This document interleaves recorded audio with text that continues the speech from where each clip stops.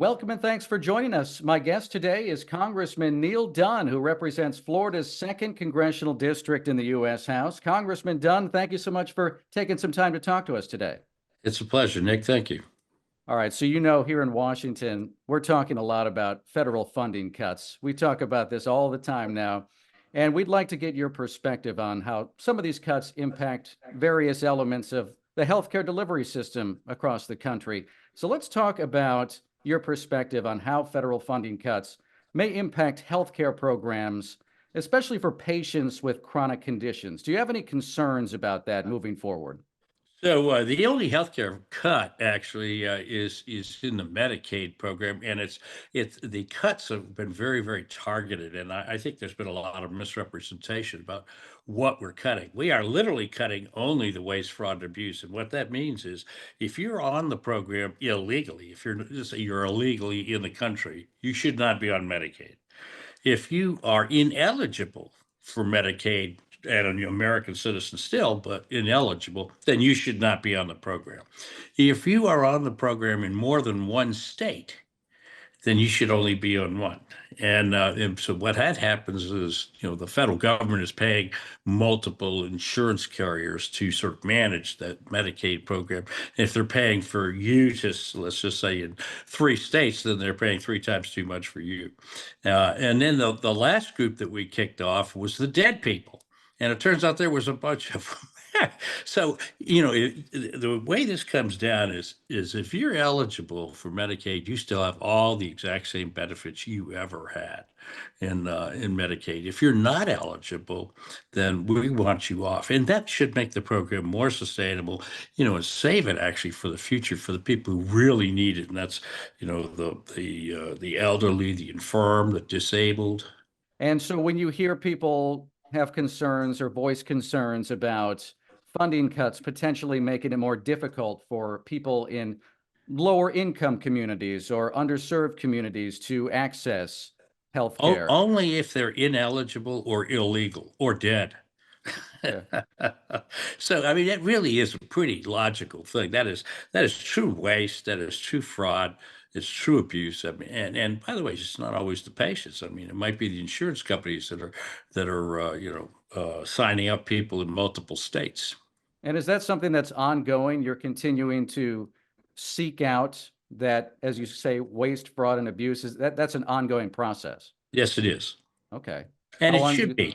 It should be all the time. Remember, actually, during the Biden administration, they passed a rule that said you could only look at Medicaid one time a year. So if you got approved today and tomorrow you get a job and you're well covered with your employer's insurance, you still are on Medicaid for a year. And whatever insurance company is managing that for Medicaid, CMS, is still getting paid. So that's a cost to the taxpayers, and it's an unnecessary cost. And besides which, if you have insurance, you don't need Medicaid.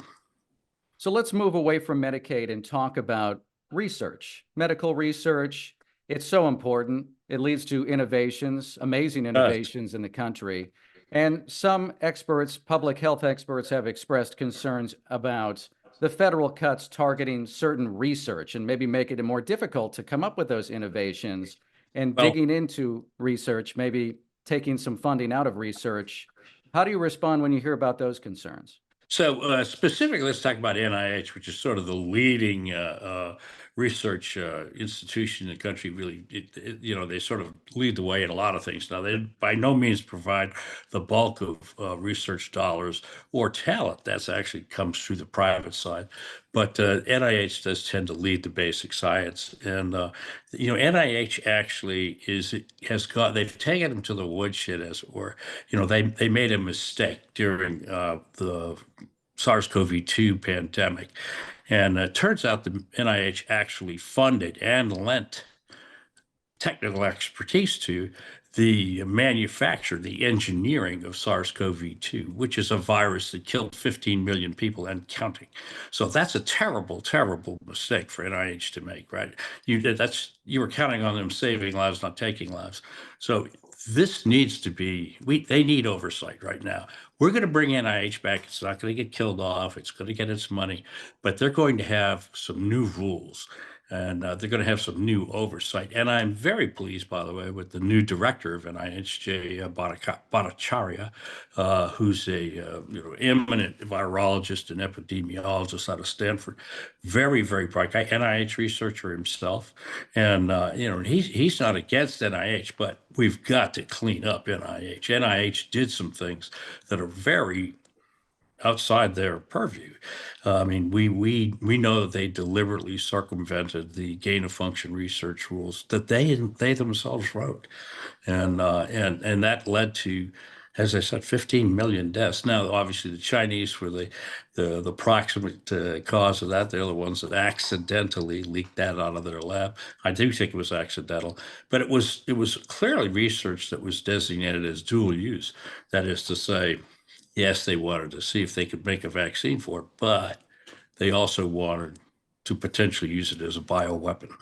And we have seen that just in the last 2 weeks. Another two Chinese national citizens, scientists, arrested in Michigan for smuggling in a particularly dangerous and deadly fungus.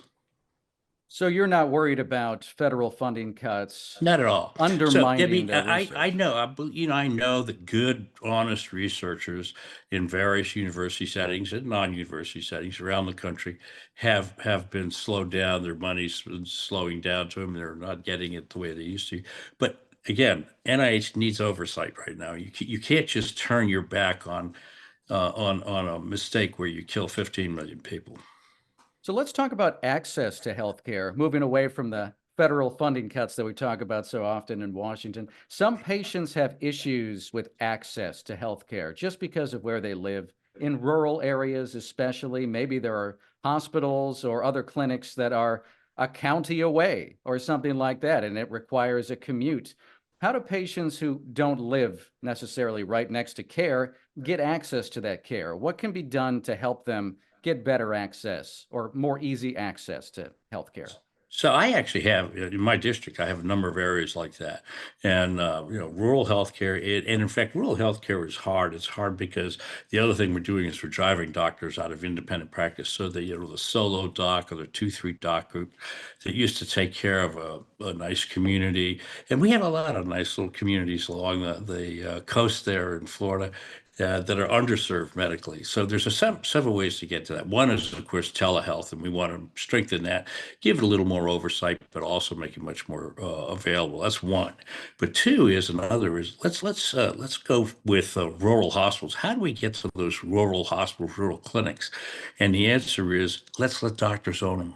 So doctor-owned hospitals is a real thing. They used to be the norm. In fact, the very first hospital in the country was in Philadelphia. It was a doctor-owned hospital, and in the history of doctor-owned hospitals is really outstanding. So their performance standards were very, very good. In fact, they were superior, and the costs were lower than when they were being run by private corporations, which is the norm today. And in fact, under the Affordable Care Act, doctors cannot own hospitals except in very certain rural critical care situations and things like that. We actually have a brand new doctor-owned hospital in my district, and it's doing very, very well. I'm very pleased with it. I watch it very closely because I'm interested in that. It doesn't make sense that the only people in the country who cannot own a hospital are the ones who really understand healthcare, doctors. So you could be a convicted felon, a pedophile, anything, and own a hospital except a doctor. Does that make sense? Our lawyers are allowed to own law practices. It doesn't make sense. And let's talk about another thing that we often talk about in Washington, and that's tariffs. There have been some concerns voiced by public health experts about medical supplies being impacted by tariffs. So, in other words, the tariffs making it a little bit more difficult to access the supply chain when it comes to medical supplies. How do tariffs, in your mind, from your perspective, what is the impact they might have on imported medical supplies? How might that impact patient access? So tariffs are a huge trade conversation, very Mhm. complicated, nuanced, and we can do that, I guess, in another interview sometime if you'd like. But and I do spend a lot of time on trade. But the thing with medical supplies and pharmaceuticals is we would like to reshore, or as a minimum, friendshore these supply chains, and that's something we need to do. We cannot remain dependent on China for all of our drugs and all the other things in medicine, whether they're blood pressure cuffs or whatever. We need to be able to produce these things ourselves, and we are in fact doing that. A lot of that industry is in fact coming back to America, and we're working very diligently on bringing pharmaceutical manufacturing back to America. It's going to be a process. It's not going to happen overnight. And we have to deal with our own permitting agencies. Let's see if we can streamline some of that stuff. But I think it's going to happen. I'm convinced that you can profitably manufacture drugs in America. You don't have to go to Ireland. You sure don't have to go to China, and we can take care of that way. And the same goes for the PPE, the protective gear. We actually make a lot of it in my district as well, and I was disappointed to see that honestly, CDC did not come to the second congressional district of Florida in order to buy PPE gear, although we were manufacturing it during the pandemic. So I think there was a lot of balls dropped, honestly. When we hear about tariffs, the arguments in favor of tariffs, we often hear that it spurs American production, American manufacturing and innovation. It sounds like that's what you're driving at there. Well, It's not, so I don't think that I think we needed to do it, frankly, out of our own national interest. Tariffs, I guess, are they sort of the lash, if you will, that makes people sit up and take notice. But this is something we needed to do, independent of tariffs, whether or not we had tariffs. Tariffs call attention to trade, but tariffs are not really a great fix for trade. Most of the barriers to trade between nations really are not tariffs. They're laws, they're value-added tax rebates or imposed on imports to countries. So tariffs actually make up a fairly small amount of the pain in trade. Usually in the last few months, we've certainly called attention to the barriers to trade by accenting tariffs. But tariffs really are more of a signal more than it is of an actual trade mechanism. We do it to each other just to get it. It's tit for tat, though. Usually, what happens is I'll impose a tariff on you, and you'll impose a tariff on me, and we both slow down. Everybody gets hurt, except for those very rare, the one-off industries that we've chosen to protect. They get a little tailwind, but everybody else gets, hurt. They get to pay more, and they get fewer supplies. so we've talked about hospitals, doctors, access to healthcare. Let's just spend a moment here talking about nonprofit patient advocacy groups. What role do they play in protecting access and quality of care? And how could changes to their funding or their tax exempt status affect Okay, that so overall mission, you think?